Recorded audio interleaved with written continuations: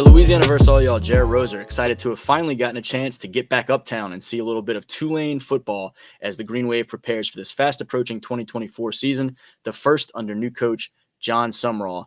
And just like I have done a couple of little check-ins from LSU camp when I've had a chance to get over there and see the Tigers throughout August, getting a chance to finally see the Green Wave for the first time during this fall camp. Excited to share a couple of initial notes and takeaways. I know a lot of the focus, attention, storylines, all those things are on that three-man quarterback battle for that starting quarterback position. We'll talk a little bit about that as well as some of the other positions. But again, first time seeing Tulane, and so really just great to see the sky-high energy and vibes and expectations still with that program under Coach Sumrall. Great to see Coach Sumrall, too, for the first time in person in a couple of years. Not really surprised to see high energy and high positive vibes and all of those things, intensity, et cetera, with a Summerall-led team. But that's kind of where this team is, with some big expectations for this year, despite the coaching change.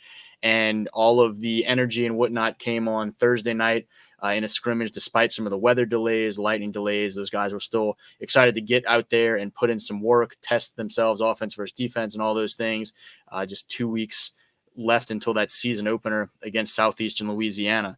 And so getting right into some of the on-field takeaways in terms of some of the personnel and whatnot, you have to start with that quarterback position where, you have Kai Horton, a guy that had some experience from the past couple of years back. Ty Thompson, the transfer, highly touted recruit out there on the West Coast, going to Oregon to start his college career, now down in New Orleans. And so as many eyes as were on those two guys as the potential leading candidates to take the first snaps of this season, the redshirt freshman Darian Mensah has had a phenomenal camp by all accounts, took the first snaps in that scrimmage on Thursday.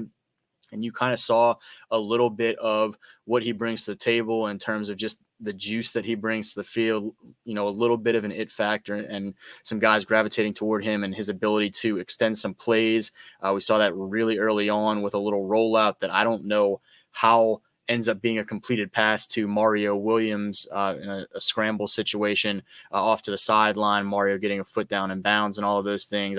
I couldn't see the catch through the guys on the sideline, the rest of the team. And so I thought initially that Mensah was throwing it away, but ends up being a completed pass for a big play. And you saw some moments like that, his ability to just be creative and make some things happen, even when it appears that something isn't there. And so that was a nice night for him, I thought. The defense led the way most of the night, but some of the biggest plays most consistency, I thought, were Mensah, who took the first snaps. And so still a couple of weeks left until that season opener against the Lions, but Mensah has appeared to kind of edge his way into the lead over Horton and Thompson. Thought the offensive line was solid the bulk of the night, starting with a bunch of veterans up there taking some first-team reps, looking at Derek Graham, Caleb Thomas, Vincent Murphy, and then the Louisiana natives and Josh Remitich from Holy Cross and Rashad Rara Green from U-High.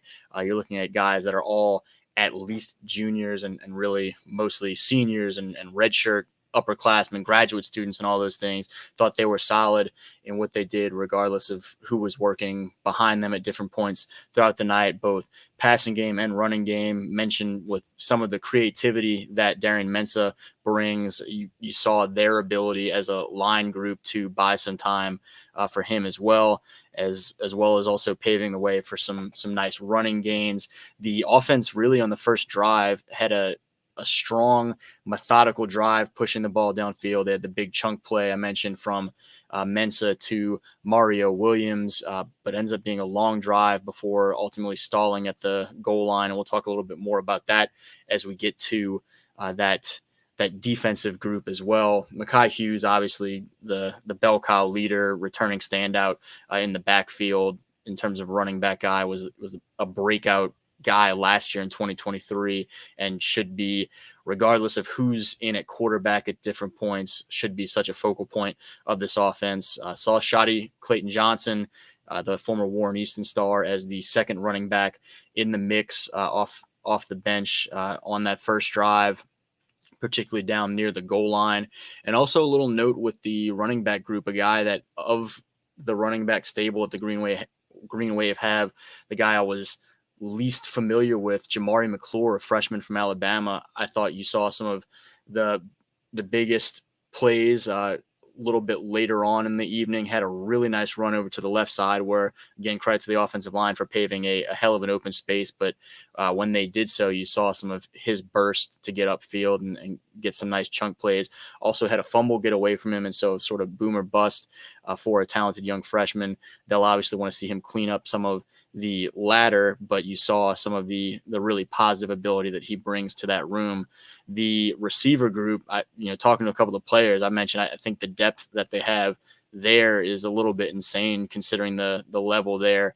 A traditional group of 5 team, and you start a lot of Power 5 type talent. Mario Williams, mentioned before, the former highly touted prospect Yule Keith Brown there, and Dante Fleming, the former East St. John and Raging Cajun standout, who has had, by all accounts, a hell of a fall camp, making some big plays. And so that group there, this all still with the Bama transfer, Shaz Preston, working his way through a little bit of an injury, expecting him back at this point early in the season. And so that'll be a nice boost. But depth abounds with that group. Brian Bohannon in the mix. You saw Kai Prian from St. James, Ascension Catholic, then St. James, and now a transfer from LSU. He ends up with sort of the huge exclamation mark touchdown at the very end of the scrimmage on a long bomb down the right sideline. And so a lot of pieces there, a lot of weapons there for whoever is the guy throwing the football. We look at right now Mensa, but also Horton and Thompson still in that mix 2 weeks out from the season opener. So really excited about some of the potential there for that offense as they continue to come together and kind of settle in. And on the defensive side of the ball, I think one of the groups that impressed me most of anyone all night was that defensive back group. You look at Rayshawn Pleasant, the former West Monroe standout, who's now a little bit of a veteran in that Tulane secondary, working at one corner opposite a transfer corner in Micah Robinson. And no matter who was out there at different points, you saw guys making plays, making big plays, timely plays, all of those things. Kevin Adams, the second-year guy from Destrehan, flying around. Javion White had at least one big breakup, the freshman from Franklin Parish. And so this group of a lot of new faces around the veteran safety Bailey Despani from Karen Crow, all stepping up when called upon. Rayshawn Pleasant ended up coming up with that aforementioned fumble from McClure. And these guys are not only, really good cover corners and cover defensive backs, able to make plays in that capacity, but seeing Micah and Rayshawn help out a lot from the outside and some run support and, sniffing out some screens and stuff like that was really impressive. They're definitely not shy about getting physical. And then looking into the box, there should be a lot of strength there as well. You start with that defensive front, and you've got Pat Jenkins, one of the top players in the conference last year, back, the former John Ehret star, one of those defensive tackles in the middle alongside big Eric Hicks Jr. And so a lot of strength there in terms of anchoring things up front. We saw Angelo Anderson and Gerard Henderson as starting ends on Thursday night, and I think a good group there that also has a lot of depth and guys pushing behind them to try and get some reps. I was impressed with one of the plays on which some pressure from second-year edge rusher Matthew Fobbs-White, the former Neville star.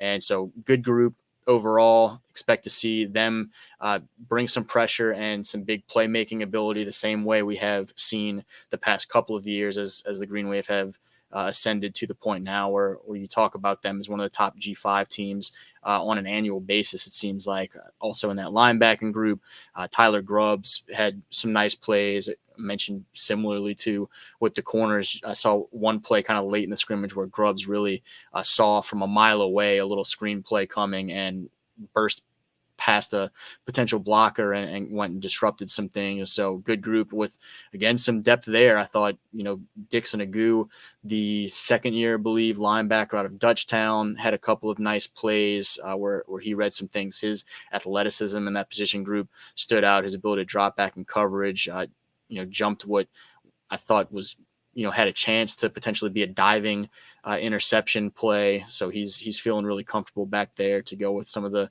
size and physicality he brings. And then even later in the scrimmage, saw another Louisiana guy from St. Charles Catholic, Mandel Eugene, similar sort of dynamic, feels really comfortable playing around the line of scrimmage, but also dropping back and making some plays in coverage. So for a first stop by those guys this year, a lot of positive takeaways. Really excited about the potential they have. Obviously, some huge early season tests that will go a long way in determining just how high the ceiling ends up being for this team once we start talking about some postseason things. But in terms of where they are right now in mid-August with a fast approaching season opener on a Thursday night against Southeastern Louisiana, really excited to have had a chance to see them, and a lot of reason to be excited about what's in store for the next few months.